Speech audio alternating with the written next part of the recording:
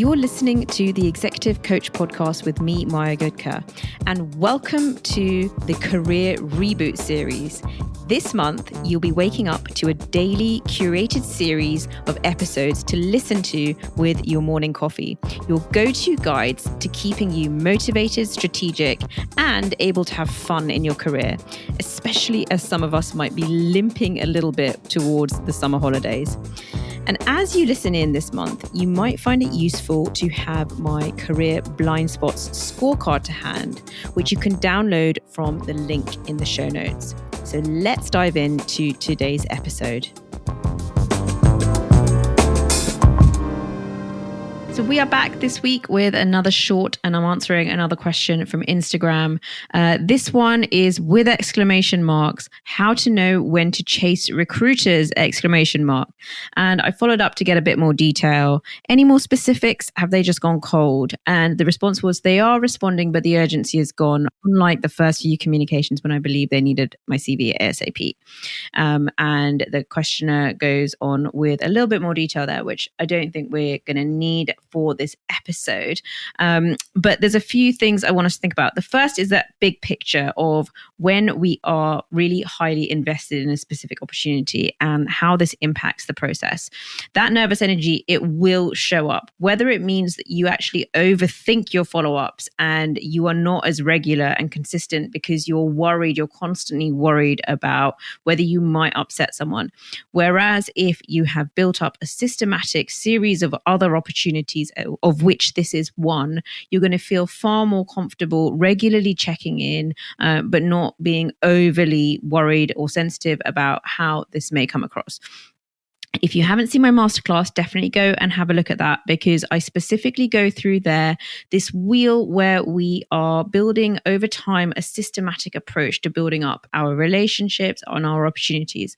I don't mind whether they are internal or external opportunities. I have clients coming to me both seeking internal promotion and external promotions. This wheel works either way, because what we're doing is we are systematically building up your influence, your understanding of your personal style, then your relationships, then your internal and external stakeholder mapping, then slowly building that stuff up. And the opportunity then can come where it comes. We can't magic, I can't predict where they're going to come from, but what we can do is make you as best prepared as possible when they do. One of the best ways of being prepared is having more than one opportunity on the go. This increases your negotiation power. I talk about this a lot over on YouTube, so definitely go and have a look at some of those videos that I've done there. So that's the bigger picture, is can you cultivate a few more opportunities so that we are not ad hoc? We're not just going from when we get that big opportunity landing on our laps and we then, they say jump and we say how high. We're a bit more in control of the situation. And this is what I do in my coaching program. We systemize this process so that we are not at the mercy of the vagaries of organizations who they are going to have different timescales. They're going to have external events impacting them. We've all been there. Even as a coach, sometimes I will be asked to rapidly provide all of my details, and then suddenly I won't hear anything for quite a while. So this is very normal business behavior, I guess. And if we want to be in the game, then we're going to be continuously firing out various things that put us in the game and just acknowledging the way these timeframes roll out. So definitely think about how systematic your approach is right now, or are you sort of putting all your eggs into that one basket and that's just making the whole process more anxious for you? Second bit is a more general one about chasing and follow up, because we all need to be able to do this. Especially, I'm sure many of us have found ourselves in conversations with those that might feel that little bit more slippery. Like once this conversation ends, we're not really sure when we're going to hear from them, when we're going to get the follow up, right? And so the time for follow up, just like much of my coaching and perspective shifting, the time for follow-up is not in the moment of the follow-up. It's in the way that you set the follow-up up before. And I recently had a client who she needed some information from somebody else. That other person, it wasn't particularly in their interest to give this information. And so obviously that person was sitting on it because it wasn't, high on their priority list. So what do you do in this kind of situation? What we worked on with my client was saying, actually, why don't you just put something like a 5-10 minute catch up in the diary in, say, 10 days time. And there's nothing like the focusing effect of knowing that you're going to have a conversation with someone, for you to just take those few actions, which otherwise are just sitting there like many other things on your list. It just nudges it up to the top. We've all been there. I've done this. I've known that before I get a call, there's a little bit of a flurry of activity that I do just to get things all lined up. And that's what we want to create. We want to create that 5-10 minute call, which gives a bit of focusing activity. And also, if they're having issues with being able to follow up, they can just share them with us on the call itself. Many people have a high degree of external accountability, which means that left to their to-do list on their own, they could get distracted and pulled in many directions wherever the loudest voice is. If they have something in the diary, then they're more likely to do the things around it to make it happen. So that's the kind of the art of follow-up and chasing. It happens during that conversation. It's a really important part of that conversation. Even for myself, when I am having discovery calls or when I'm having chemistry calls, at the end of the conversation, we talk about how we're going to reconnect. There's no point leaving it in limbo and hanging, because that doesn't serve anybody.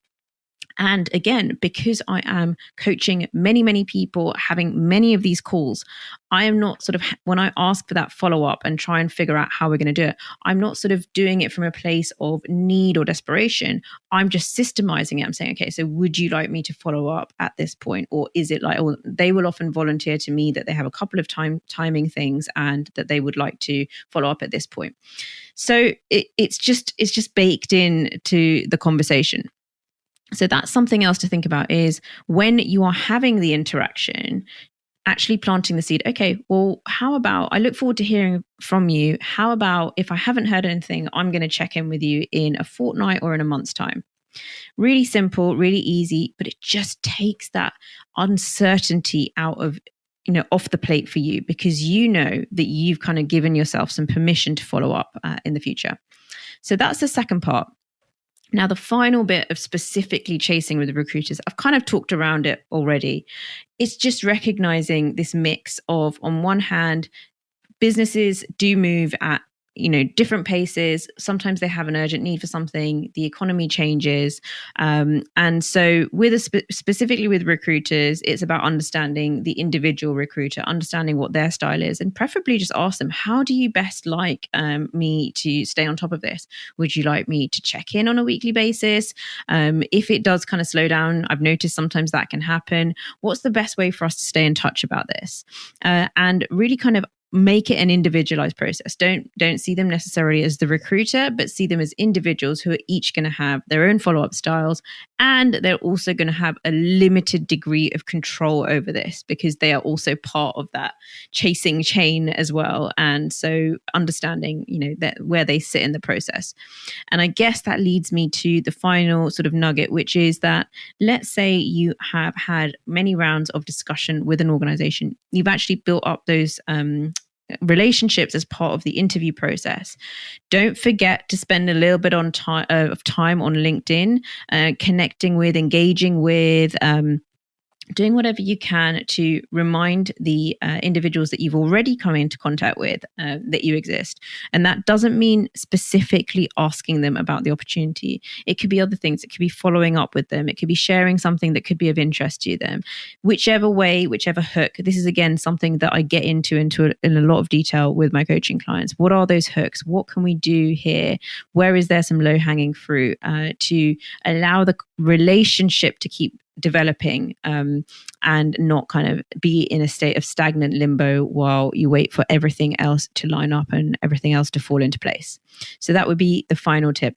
I hope you found that helpful. I look forward to hearing if you're able to put this into practice, and send me your questions so that I can answer them on here. And I look forward to connecting with you next time. Bye-bye.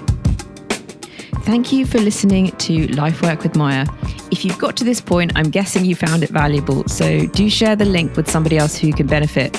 In an age of materialism and us trying to stay on top of clutter, what could be nicer than to send a non-clutter digital link to somebody and say, I listened to this and I thought you might love it. What a great way to show your care and consideration for them.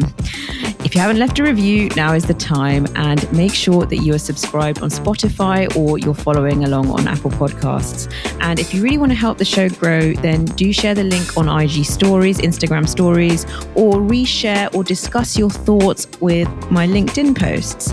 You can find me on LinkedIn and Instagram. Do feel free to send me messages there. I love having dialogue with my listeners, and the links to those handles are in the show notes. Thanks for listening, and I look forward to connecting with you next time. Bye-bye.